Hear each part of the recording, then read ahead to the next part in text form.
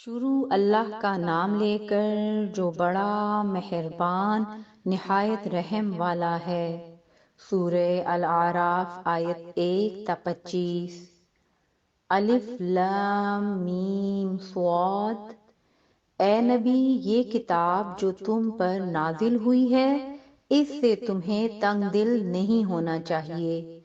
یہ نازل اس لیے ہوئی ہے کہ تم اس کے ذریعے سے لوگوں کو ڈر سناؤ، اور یہ ایمان والوں کے لیے نصیحت ہے۔ لوگو، جو کتاب تم پر تمہارے پروردگار کے ہاں سے نازل ہوئی ہے اس کی پیروی کرو، اور اس کے سوا اور رفیقوں کی پیروی نہ کرو، اور تم کم ہی نصیحت قبول کرتے ہو۔ اور کتنی ہی بستیاں ہیں کہ ہم نے تباہ کر ڈالی جن پر ہمارا عذاب یا تو رات میں آتا تھا جبکہ وہ سوتے تھے، یا دن کو جب وہ قیلولہ یعنی دوپہر کو آرام کرتے تھے۔ تو جس وقت ان پر عذاب آتا تھا ان کے منہ سے یہی نکلتا تھا کہ ہائے، ہم اپنے اوپر ظلم کرتے رہے۔ تو جن لوگوں کی طرف پیغمبر بھیجے گئے ہم ان سے بھی پرسش کریں گے اور پیغمبروں سے بھی پوچھیں گے، پھر اپنے علم سے ان کے حالات بیان کریں گے، اور ہم کہیں غائب تو نہیں تھے۔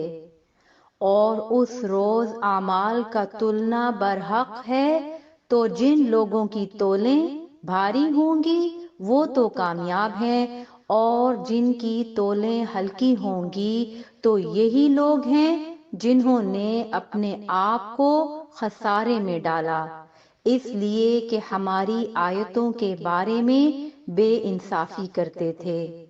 اور ہم ہی نے زمین میں تمہارا ٹھکانہ بنایا اور اس میں تمہارے لیے اسباب معیشت پیدا کیے، مگر تم کم ہی شکر کرتے ہو۔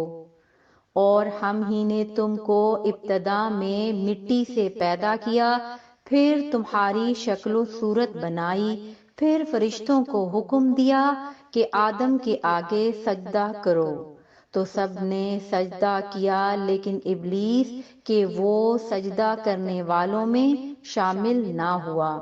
اللہ نے فرمایا، جب میں نے تجھ کو بھی حکم دیا تھا تو کس چیز نے تجھے سجدہ کرنے سے باز رکھا؟ اس نے کہا کہ میں اس سے افضل ہوں، مجھے تو نے آگ سے پیدا کیا ہے اور اسے مٹی سے بنایا ہے۔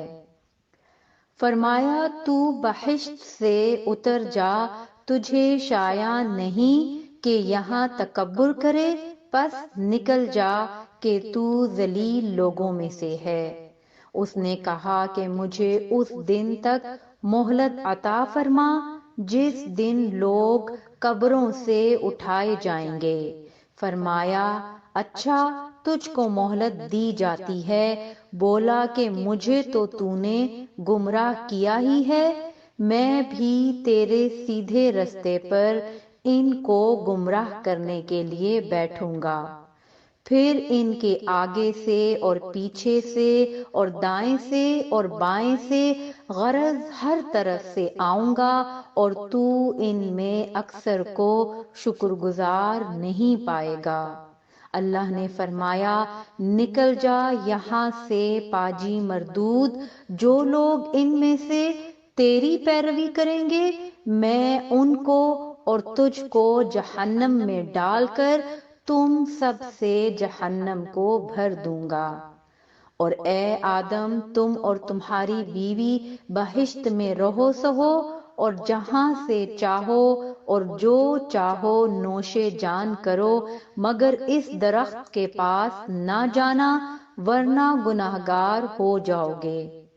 تو شیطان دونوں کو بہکانے لگا تاکہ ان کی شرمگاہیں جو ان سے پوشیدہ تھیں ان پر کھول دے، اور کہنے لگا کہ تم کو تمہارے پروردگار نے اس درخت سے صرف اس لیے منع کیا ہے کہ تم فرشتے نہ بن جاؤ یا ہمیشہ جیتے نہ رہو۔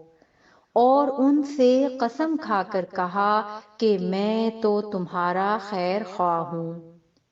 غرض مردود نے دھوکہ دے کر ان کو معیشت کی طرف کھینچ ہی لیا، سو جب انہوں نے اس درخت کے پھل کو کھا لیا تو ان کی شرمگاہیں کھل گئیں اور وہ بہشت کے درختوں کے پتے توڑ توڑ کر اپنے اوپر چپکانے اور ستر چھپانے لگے۔ اور ان کے پروردگار نے ان کو پکارا کہ کیا میں نے تم کو اس درخت کے پاس جانے سے منع نہیں کیا تھا اور جتا نہیں دیا تھا کہ شیطان تمہارا کھلم کھلا دشمن ہے؟ دونوں عرض کرنے لگے کہ پروردگار، ہم نے اپنی جانوں پر ظلم کیا اور اگر تو ہمیں نہیں بخشے گا اور ہم پر رحم نہیں کرے گا تو ہم تباہ ہو جائیں گے۔ فرمایا تم سب بہشت سے اتر جاؤ، اب سے تم ایک دوسرے کے دشمن ہو اور تمہارے لیے ایک وقت خاص تک زمین میں ٹھکانہ اور زندگی کا سامان کر دیا گیا ہے۔ فرمایا کہ اسی میں تمہارا جینا ہوگا اور اسی میں مرنا اور اسی میں سے قیامت کو زندہ کر کے نکالے جاؤ گے۔